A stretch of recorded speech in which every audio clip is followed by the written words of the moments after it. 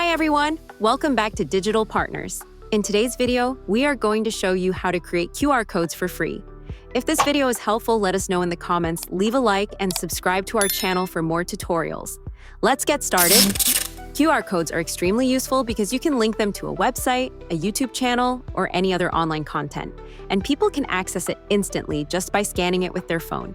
First, open any web browser on your phone or computer. It doesn't matter which one you use. In the search bar, type QR code generator and press enter. From the results, open the website called qr-code-generator.com. Once the page loads, you will see different options at the top. In this example, we are going to create a QR code for a URL. Now paste the link you want the QR code to redirect to.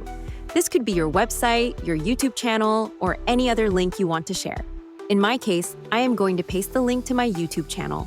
On the right side, you can customize the QR code by changing the frame, shape, colors, or even adding a logo. If you don't need customization, you can leave everything as it is. When you're ready, simply click on Download and wait a moment. Once the file is downloaded, open it from your Downloads folder. And that's it.